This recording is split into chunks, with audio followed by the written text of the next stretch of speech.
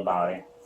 So I'm here to get your side of the story of what happened, right? I'm usually pretty up forward and I'm honest to the person. That's why I tell you, like, there's no secret to why I'm here, okay? How long you been working for Macy's? It will be 4 months. 4 months? And what is your job here at Macy's? Sales associate in sunglass hut. Sunglasses. So you sell sunglasses? Okay. And part of your duties as associate at Sunglass Hut, do you do cash transactions when you sell sunglasses? Okay.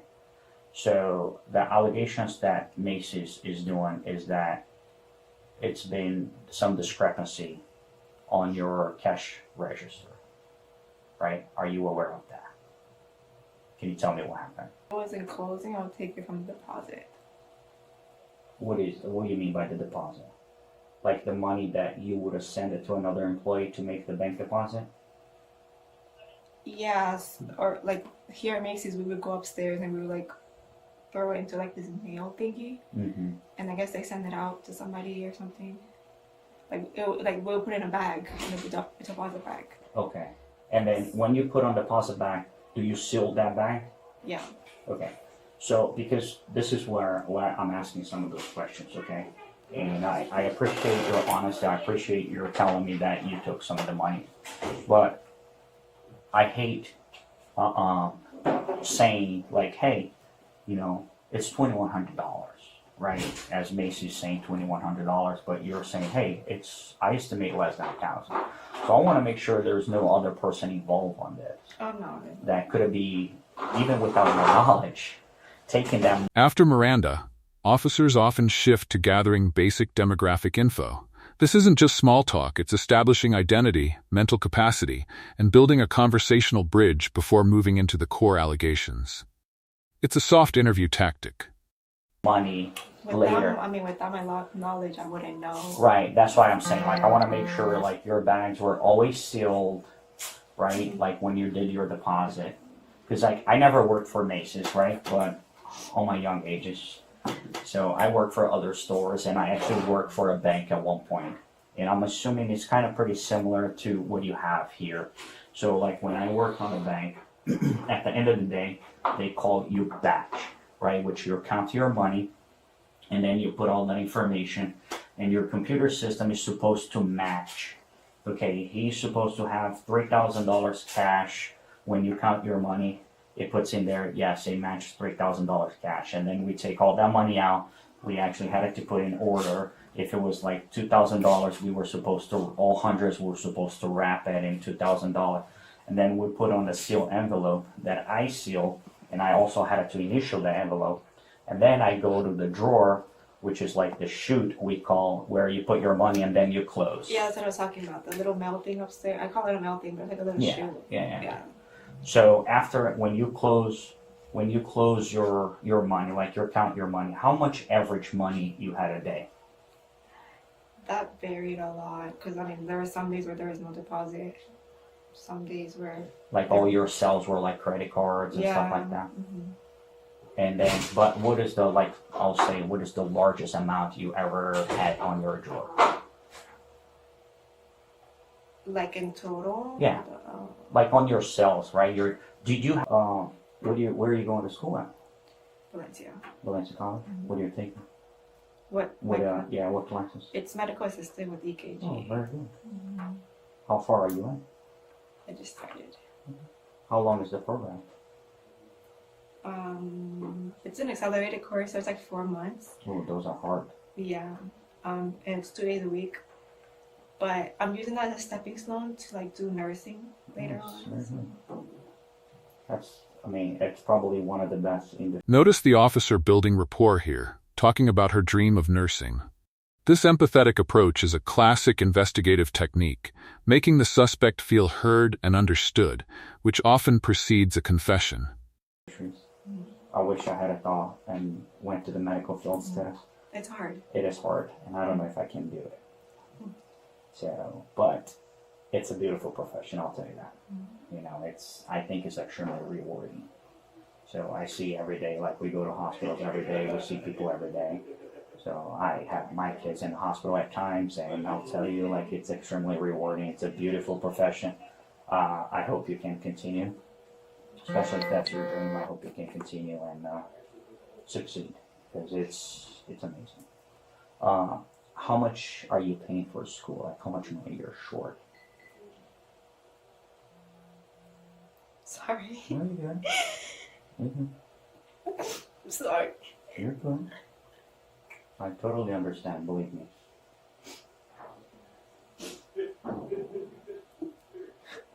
It's over.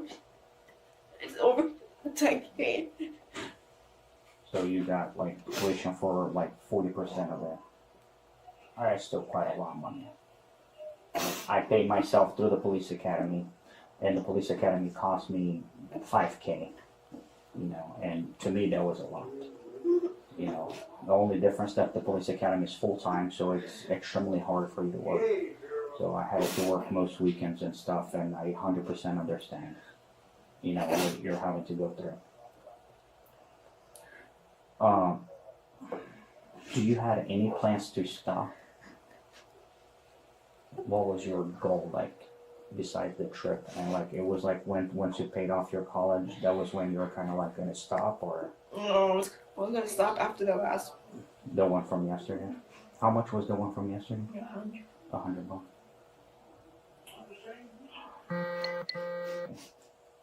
Do you regret? At any point you thought, as you were doing, like, I can get caught and I can go to jail? You thought about it? Can I say verbally or right? Prefer in writing, just because it's easier, because I'll have to turn all this information to a judge, and it's easier for the judge to see in writing than have to watch my entire body cam. You have zero obligations in doing it, okay? If you don't want to do it, that's fine. You know, this is 0% obligation. I only ask, I normally give the opportunity to everybody. Once I see that they have some remorse, that have some regret of doing, just for, you know, for court purpose. The officer gives her the option but clearly explains the benefit of a written statement for court. Her refusal at this stage indicates she's already weighing legal options, which is a significant behavioral shift post-confession. But if you don't want to do one now, you can always do one later. You can actually, if we get the chance to go in front of the judge, you can tell and talk to the judge over there. That's up to you. Yeah, I'll wait. That's okay.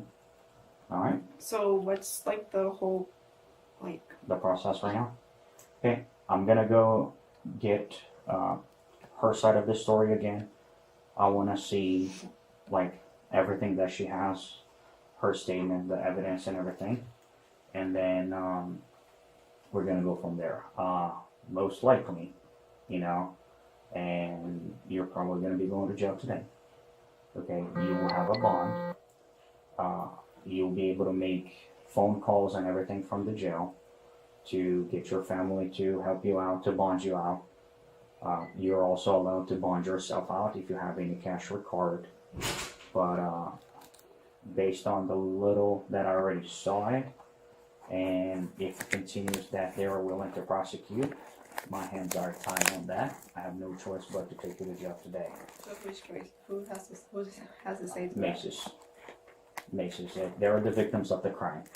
So I'm just the mitigator here, and you know, I'm a defense attorney, which will represent you for free, unless you want to hire your own private attorney. If you want to hire your own private attorney, you just tell the state defense attorney that you don't need him, that you have your own attorney. If you want to talk to the defense attorney first, the public defender's office, you talk to them, get everything with them, and then if you okay with him and want to use him, there's a minimum cost for you. Okay?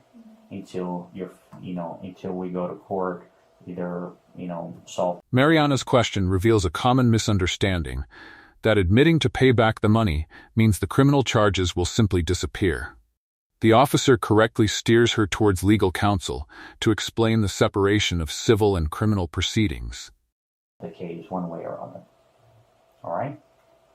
you have any questions for me? So I mean, so if when I go to court, like what's the solution? Like what happened after that? Because I already admitted to pay back.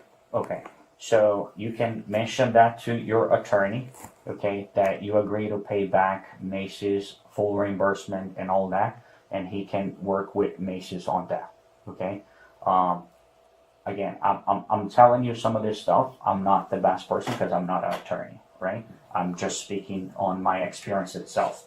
So your attorney will give you more details to what's the solution or the outcome of your case, in a later time. But make it simple, especially without being an attorney. Every case we have a couple solutions. One is the state attorney dismissing the case, okay, which means the state attorney reviews everything and says we don't have enough evidence to prosecute her, and they dismiss the case. Okay, the second solution is you coming with an agreement between you and the victim, but with that, both attorneys have to be involved. The state attorney's office and defense attorney's office, you and Macy's, the four of you will have to come in some form of agreement, right? Which possibly be like, hey, Macy's wants you to reimburse them $2,100.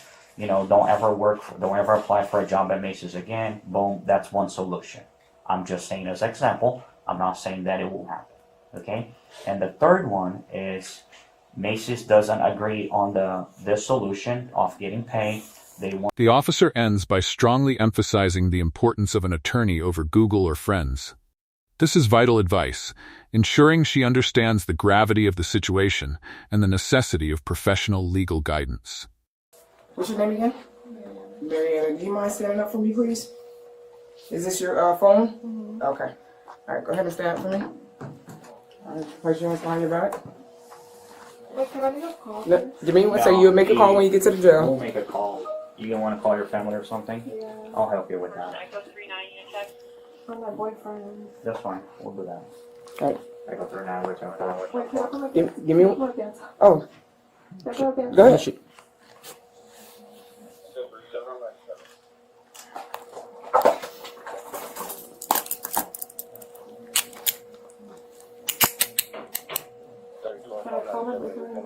We'll call him when we get to the jail. Before we go inside. Yeah, I can. I'll let you do that. Normally, I don't let people do that, but I will let you make the phone call. I'll help you. You call from your phone, and then you're allowed to take once you go inside the jail. They will allow you to take, I believe, up to 3 numbers out of your phone and have on a piece of paper to make more phone calls. And then over there, you can also make as many phone calls as you want. Sir, do we need any of this? Nope. That's all Macy stuff. Any questions for us?